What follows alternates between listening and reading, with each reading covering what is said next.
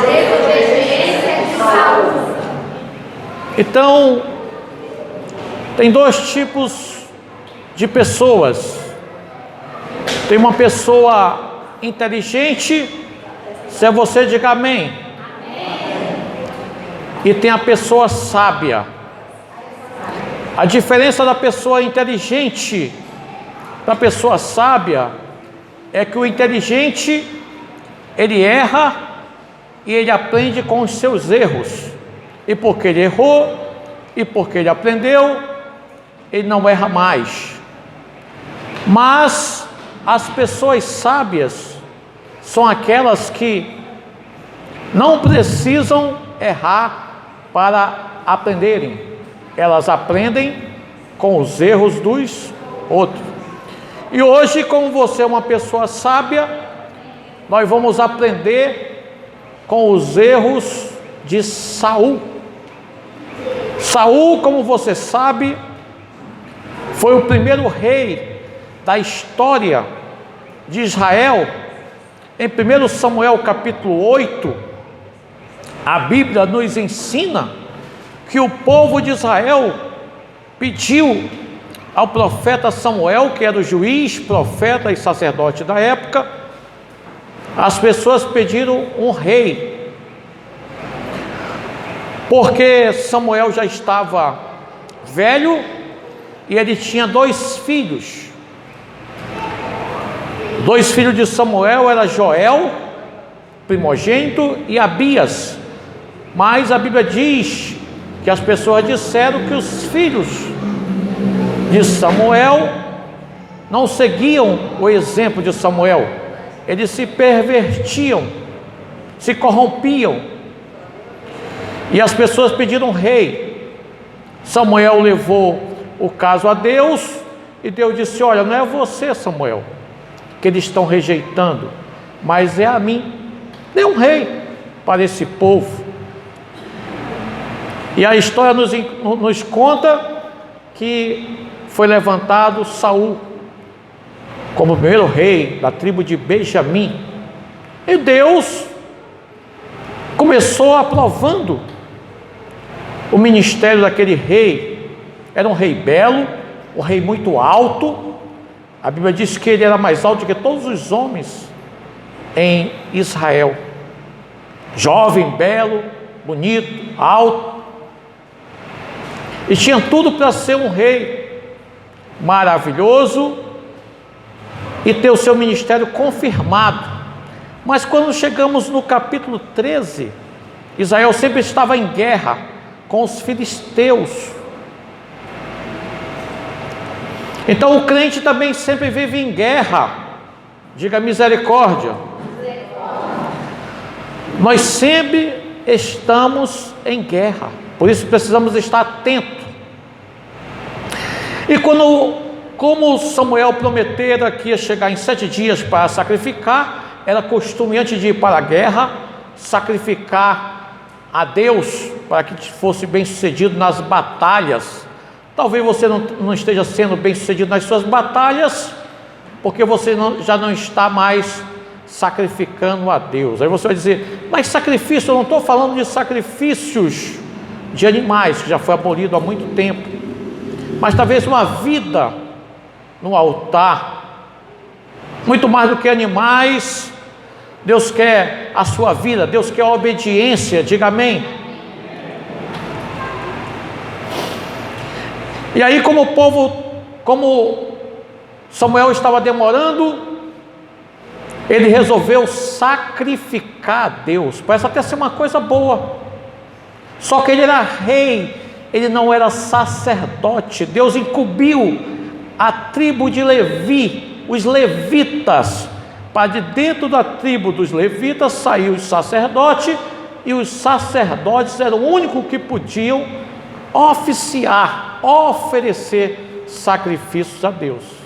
E quando o profeta Samuel chega, ele já tem oferecido, e o profeta Samuel faz a primeira repreensão. Disse: olha, agora Deus teria confirmado o teu reinado, mas agora, como você se precipitou, agiu precipitadamente, agiu pelo impulso das pessoas, dos povos, sacrificando sem ser essa a sua função. Agora Deus já não está mais contigo nesse negócio. E tudo bem, passa o tempo. Quando chega no capítulo 15, a contextualização hoje é um pouco longa, tá? Mas eu vou tentar correr. Eu sempre faço assim, quando a contextualização é longa, eu corro na ministração. Quando a ministração é longa, eu corro na contextualização, só para deixar você bem com um bom entendimento da situação. Quando chega no capítulo 15, Deus diz para Samuel para que o rei Saul riscasse os amalequitas da face da terra, porque isso foi prometido por Deus. Deus prometeu riscar da face da terra os amalequitas. Diga amalequitas. Era um povo que vivia na região dos mares e que sempre fizeram oposição a Israel. Quando Israel saiu do Egito, e aí eu posso até trazer uma palavra para a sua vida, sair do Egito, vamos dizer, quando você saiu do mundo, já que você é o Israel de Deus, quando nós estamos saindo do mundo, naquele processo do êxodo, passando ali pelo deserto, rumo à terra prometida, a Bíblia diz, isso está em Êxodo capítulo 17, que os amalequitas fizeram guerra a Israel. O inimigo vai sempre tentar fazer guerra com o intuito de lhe impedir de você chegar na terra prometida. Diga misericórdia. O que é a terra prometida? É o céu. O que é o Egito? É o inferno. Então quando você sai do Egito e vai caminhando para o céu, que é a terra prometida, que é a sua Canaã, o inimigo se levanta para fazer oposição. E aí Moisés disse para Josué: vai lá guerrear contra os amalequitas, eu vou subir no cume da rocha, no cimo do monte, e ali eu vou estar orando, intercedendo por vocês. E aí ele levou que era casado com Miriam, e levou Arão, que era seu irmão. Subiram ao monte. A Bíblia diz que toda vez que Moisés levantava a mão para abençoar, Israel prevalecia contra os amalequitas. Quando ele cansava e baixava a mão, os amalequitas prevaleciam contra Israel. Diga assim: você não pode baixar a guarda. Diga. Quando você baixar a guarda, o inimigo leva vantagem. E aí tiveram uma estratégia. Colocaram Moisés sentado numa pedra, e Arão segurou em uma mão e segurou na outra mão, e Moisés ficou até o pôr do sol. E aí Josué desbaratou os amalequitas. Então diga para o irmão do seu lado: tem que ser com luta, com guerra e também com oração. Se você está entendendo, diga aleluia. Então até recomendo para você Ben-Hur. É um filme muito maravilhoso, que conta essa história linda dessa guerra. Mas aí quando terminou a guerra, Deus pediu para que Moisés escrevesse nos anais ali da história, nas crônicas. Escreve aí que eu prometo que eu vou riscar da face da terra os amalequitas. Porque se esse Deus é ruim? Não, os amalequitas, estudando, isso também está em Deuteronômio 25, capítulo 17 em diante. Primeiro é Êxodo 17 que eu citei, depois Deuteronômio 25, 17 em diante. Os amalequitas eram um povo covarde, sanguinário e impiedoso. Quando ele atacava o povo, geralmente atacava na retaguarda, atacava nos doentes, nos fracos, nos aleijados e nos idosos, e não tinham pena, não tinham compaixão, destruíam. E aí Deus disse: vou riscar da face da terra os amalequitas. Quando Deus quer fazer alguma coisa aqui na terra, Ele usa homens. Então toque no irmão que está falando e diz assim: Deus conta com você para uma grande obra. Mais forte eu quero ouvir você falando. Você pode dizer: eis-me aqui? Porque Deus prometeu riscar da face da terra. Quando chega no primeiro rei da história, Saul, ele diz: agora chegou a hora de justar conta com os amalequitas. E ele diz para Saul: Saul, risca da face da terra os amalequitas e não poupa a ninguém, nem o melhor do gado, nem as ovelhas, nem os povos, nem criança, nem mulher, nem nada. Aí você mais uma vez pensa: poxa, será que esse Deus que eu sirvo, será que esse meu Deus, nós até cantamos agora que Ele é bom, será se Ele é um Deus mau, perverso, que mata até criança de peito? Quando Deus manda matar as pessoas, isso acontecia muito no Antigo Testamento, é porque Ele também é juiz.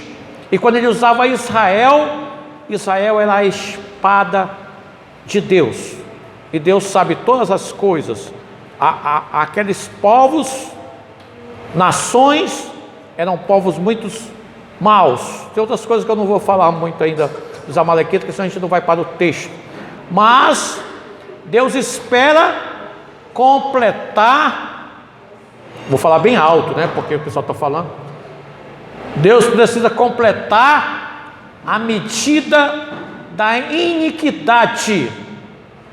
Quando chegou nos amorreus, que era um dos povos, 7 povos da terra prometida que estava ocupando a terra, que Deus ia tirar, Ele diz em Gênesis 15:16, se você quiser confirmar lá: ainda não chegou a medida, não completou a medida da iniquidade dos amorreus. Então vão passar mais 4 gerações, depois a gente vai e destrói os amorreus. Então Deus suporta, Deus espera, mas Deus também é justiça. Então diga para os irmãos do seu lado: cuidado. Diga. Amém. Então Ele manda Saul, e o tema de hoje é a desobediência de Saul, porque obedecer a Deus tem que ser do jeito de Deus. E qual é o jeito de Deus? O jeito de Deus é o jeito que está na sua palavra. Não é do meu jeito, nem do seu, nem do jeitinho brasileiro, mas é do jeito que está na palavra. Você diz que é todo mundo, é todo mundo. Que não tem que poupar ninguém, não tem que poupar ninguém. Agora nós vamos ler versículo apenas 9, 1 Samuel capítulo 15, versículo 9. E vamos ler, eu vou tentar ser rápido. Todavia, Saul e seu exército pouparam a vida de Agag e tudo o que havia de melhor nos despojos de guerra, do gado miúdo ao graúdo, os animais gordos e as ovelhas, enfim, tudo o que havia de bom não quiseram incluí-lo no anátema, mas tudo o que era vil e desprezível o destinaram à destruição completa. Então olha o que a Bíblia está dizendo. Deus disse que tudo era considerado anátema. Anátema é amaldiçoado. Tudo ali que estava com os amalequitas, as vidas, os objetos, tudo era anátema, amaldiçoado. E a Bíblia diz que ele poupou, esse Agag é o rei dos amalequitas, o nome dele é Agag. Poupou o rei, poupou a melhor das ovelhas, do gado, talvez outras coisas preciosas, tudo que era de bom e precioso, Saul poupou. E tudo que não prestava, tudo que era vil, que não tinha valor, que era insignificante, isso ele destruiu. E não foi essa a ordem de Deus. A ordem de Deus era para destruir tudo. Tudo estava sendo considerado como uma maldição, como anátema. Vamos lá, avançar 10. E a palavra de Yahvé veio a Samuel nestes termos: arrependo-me de haver promovido Saul à realeza. Portanto, ele se afastou de mim e não seguiu as minhas orientações. Então Samuel ficou muito magoado e clamou ao Senhor a toda a noite. Então Deus disse assim, atenção que eu vou dar um pequeno entendimento do que ele se arrependeu. Então Deus disse para Samuel: eu me arrependo de ter levantado Saul como rei, porque ele já se desviou de mim, ele não está me obedecendo, ele não está fazendo aquilo que eu peço, aquilo que eu mando. Esse se arrepender, preste bem atenção para você entender um pouco de teologia. Deus não se arrepende como arrepende o homem. Às vezes você faz uma coisa errada, você pode pecar, eu também, e aí nós pecamos e depois nós nos arrependemos do nosso pecado. Nós ficamos arrependidos porque nós pecamos. Deus não peca. Esse arrependimento que ele está querendo dizer é porque talvez o hebraico, por ser uma língua muito pobre, já expliquei isso para vocês, tem poucos sinônimos, talvez não tenha uma palavra mais apropriada. E Deus, ele muda, não é que ele se arrepende, ele pode mudar conforme a nossa atitude. Ele tem uma palavra de bênção em tua direção, tu age errado, ele muda. Ele tem uma palavra de castigo em tua direção, tu muda para o bem, e ele também muda. É nesse sentido que a Bíblia diz que ele se arrependeu. Não é que ele se arrepende. É isso. Ok? Vamos avançar. De manhã Samuel partiu ao encontro de Saul. Deram-lhe esta informação: Saul foi ao Carmelo, onde construiu um monumento em sua própria honra, e depois partiu para longe e desceu a Gilgal. Olha só a atitude do rei. Ele vai no Carmelo, ao monte que Elias ficava ali. Ele vai no Monte Carmelo e faz ali um altar, faz ali um monumento para a sua própria honra. A Bíblia diz assim: não seja a boca de outro que te louva, não você mesmo. Ele fez algo para ele mesmo, se exaltando a si próprio. E depois ele vai para Gilgal é lugar do opróbrio. Gilgal significa lugar do opróbrio. Ele vai para Gilgal, ali como se fosse ali para a festa. Mas vamos continuar. Assim que Samuel encontrou, Saul o saudou, dizendo: bendito sejas tu, Yahvé, executei a ordem do Senhor. Contudo, lhe indagou, e que são esses balidos de ovelhas que chegam aos meus ouvidos, e esses fugidos de bois que escutam tão bem. Então ele sauda Samuel e diz que cumpriu as ordens de Deus. E Samuel, Deus já tinha falado com ele à noite, mas Samuel ainda testifica dizendo: sim, se tu cumpriu, então que balido é esse de ovelhas que eu estou ouvindo? Que mugido é esse de bois que eu estou ouvindo? Se tu cumpriu, o que Deus disse? Mata tudo, sacrifica tudo, queima tudo, destrói tudo, porque tudo dos amalequitas é considerado amaldiçoado. Vamos avançar.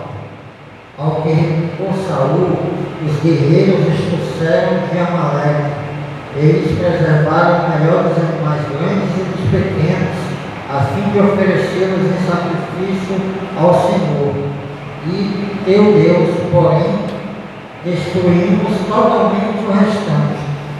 Então ele se justifica. Primeiro que ele, como rei, a maior autoridade era ele. E ele diz: os guerreiros, os soldados que trouxeram. Que rei é esse que não manda nos soldados, que não comanda os soldados? Trouxeram, ainda com um objetivo assim, pseudo, entre aspas. Não, nós trouxemos o melhor do gado, das ovelhas para sacrificar a Deus, para adorar a Deus. Olha que coisa, não parece até razoável? Parece, né? Não, eu trouxe aqui esse boi, mas para me oferecer para Deus, para me sacrificar para Deus, por isso que eu trouxe, mas o resto eu destruí.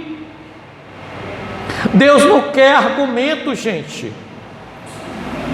Obedecer pela metade não é obedecer. Quase obedecer não é obedecer. Que rei é esse que não tem pulso? Que rei é esse que não tem comando? Que rei é esse que não tem direção? E na hora do confronto ainda quer transferir para as pessoas? Eu não sei se você é assim, e quando passa pela dificuldade, pelo problema, pelo pecado, você quer transferir a sua culpa para outra pessoa.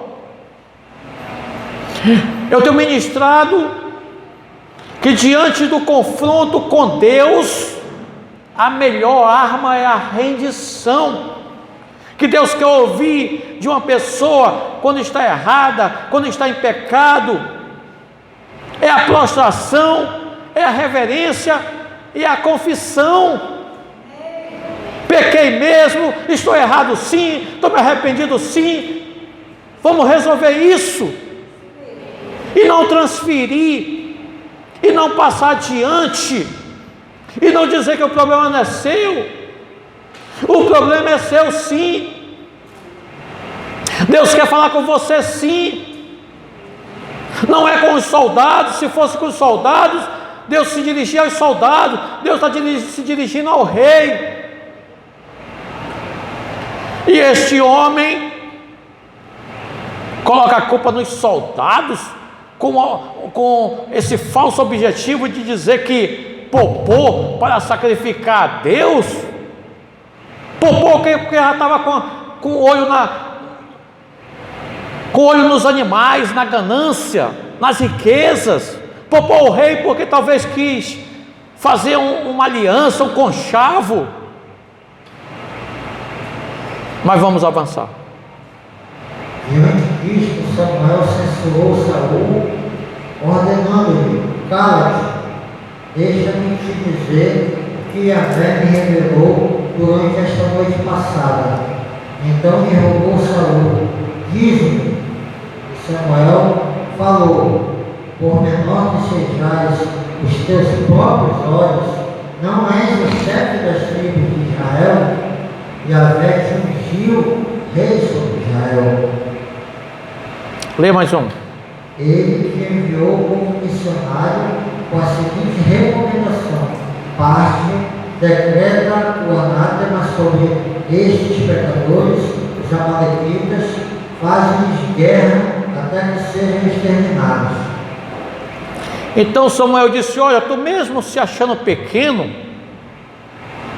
Deus te constituiu como líder da nação, como rei. E agora, quando Ele te unge rei, que Ele te incumbe dos primeiros trabalhos, que era decretar que tudo ali era anátema, tudo ali estava amaldiçoado, tudo tinha que ser destruído, tudo tinha que ser exterminado. Aí tu vem com essa história de falar que os soldados quiseram poupar. Quem é o rei, né? Mas vamos avançar. Porque não obedeceste às ordens de Yahvé, porque precipitaste sobre os despojos do inimigo e fizeste o que é mal aos olhos do Senhor. Então Saul argumentou com Samuel: mas eu obedeci a Yahvé, realizei a missão a que fui incumbido, poupei Agag, rei de Amaleque, mas aniquilei os amalequitas. Saul continua argumentando, vou repetir, diante do confronto com Deus, a melhor arma é a rendição. O profeta já conversou Deus já conversou com o profeta, já mostrou o erro, o profeta está repreendendo em nome de Deus, e a pessoa ainda está argumentando. Eu obedeci sim, eu poupei somente o rei, mas os amalequitas eu destruí. Eu poupei apenas o gado melhor, mas o que era vil eu destruí. Irmãos, não podemos argumentar, é melhor se prostrar, é melhor se render, é melhor confessar, é melhor se arrepender, é melhor dizer mesmo que errou, que pecou, que o Senhor tenha misericórdia, que o Senhor perdoe, que o Senhor dê mais uma chance. É assim a postura do crente. Não pode ser com argumentar com Deus, querer que Deus mude, querer convencer Deus de algo que está muito claro. Nunca vamos prevalecer. Vamos avançar. O exército tomou ovelhas e bois do despojo de guerra, o melhor do que estava consagrado a Deus para a destruição, e a fim de os sacrificarem ao Senhor, seu Deus, em Gilgal. Contudo, Samuel declarou: agrada-se mais a Yahvé com holocaustos e sacrifícios do que com a sincera obediência à sua palavra. De modo algum, a obediência é melhor do que o sacrifício, e a submissão do coração mais do que a gordura de camelos. Aí Saul disse, já não era o Deus dele. Qualquer um dizia nosso Deus, ele já disse o teu Deus. O Deus só era de Samuel, não era mais dele. Mas aí Samuel dá a célebre frase bem conhecida, né, de 1 Samuel 15, 22 e 23. O obedecer é melhor do que o sacrificar, e o atender é melhor do que a gordura de carneiro. Deus não tem prazer maior em sacrifício do que em que se obedeça às suas palavras, os seus mandamentos, os seus decretos, os seus princípios. Esse é o prazer maior de Deus, que se obedeça à sua palavra, que viva a sua palavra. É muito melhor do que sacrifícios de animais, de que oferta, trazendo para os dias de hoje, é melhor do que dízimo, de que ofertas. Deus quer que você obedeça, Deus quer que você seja submisso, Deus quer que você viva a palavra. Se você está entendendo, diga amém. Amém. O obedecer é melhor do que o sacrificar. E ele conclui, já cheguei, e a rebelião, ou a rebeldia, ou a desobediência, ela é comparada ao pecado de feitiçaria. Diga misericórdia.